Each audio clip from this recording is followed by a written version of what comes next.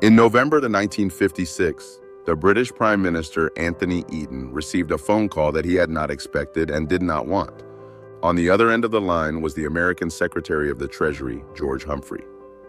The message was simple and the tone was not friendly. The United States would not support Britain's currency on international markets. The pound sterling was collapsing. Britain's foreign exchange reserves were draining at a catastrophic rate. If Britain did not immediately withdraw its forces from Egypt, the United States would not help. Eden had no choice. Within days, Britain announced a ceasefire and began withdrawing from Suez. The crisis lasted 6 weeks. The withdrawal took less than one.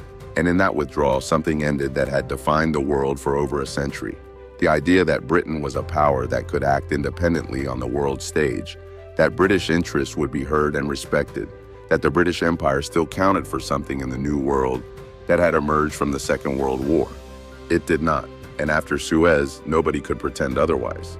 To understand Suez, you have to understand what the Suez Canal meant to Britain and what it meant to Egypt.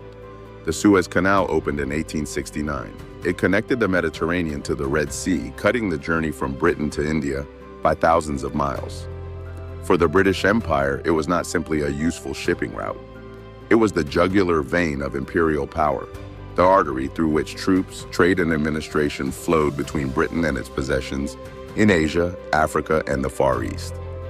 Britain had acquired effective control of the canal in 1875, when the cash-strapped Egyptian Khedive sold his shares to the British government.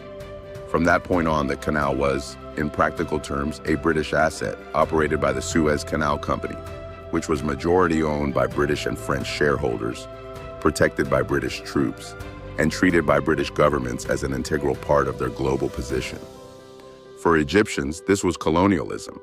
The canal ran through Egyptian territory. The profits flowed to foreign shareholders. Egyptian workers did the labor. Egyptian land hosted the British military installations. And throughout the first half of the 20th century, as Egyptian nationalism grew, resentment of British control of the canal grew with it.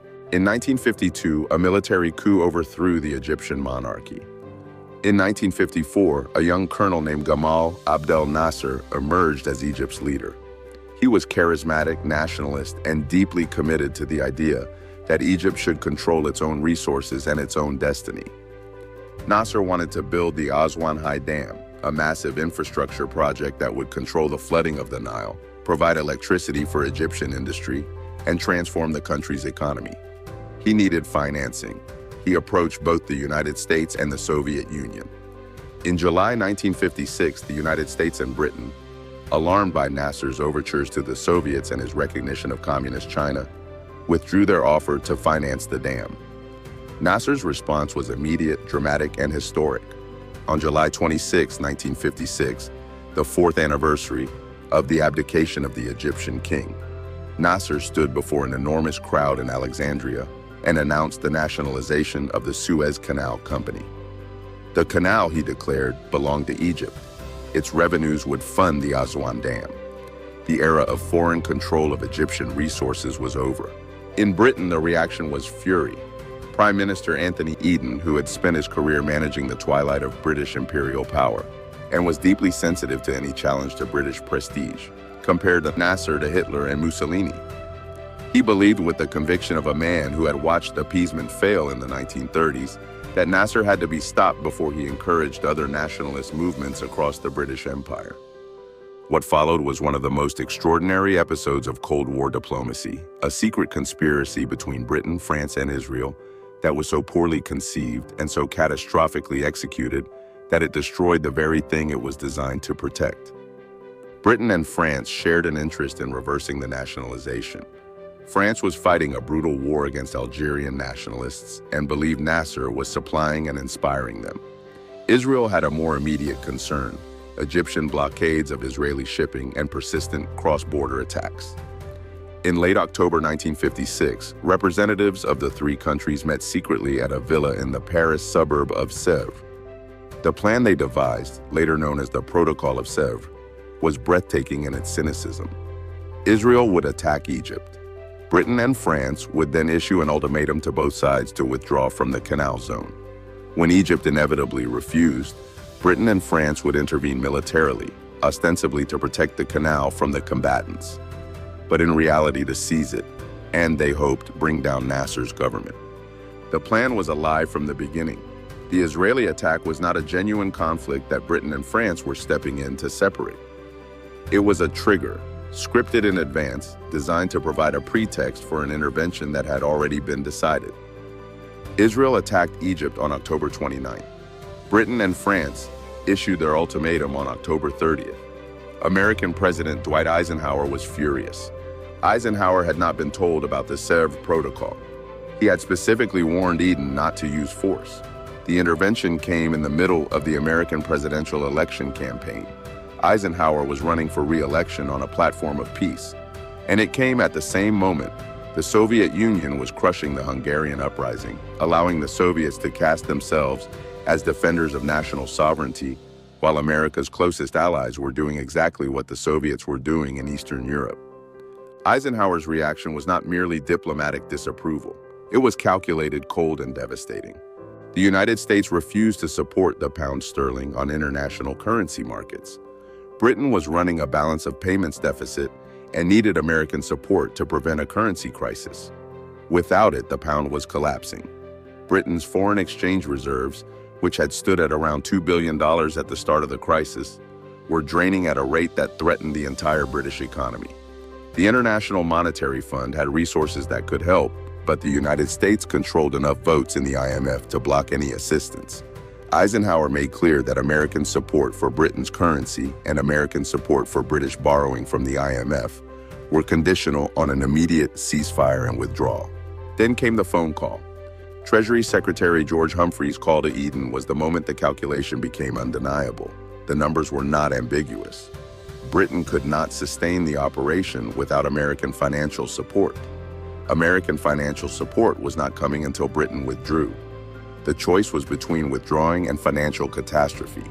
Eden, who was also seriously ill, taking amphetamines to function and under enormous strain, consulted his cabinet.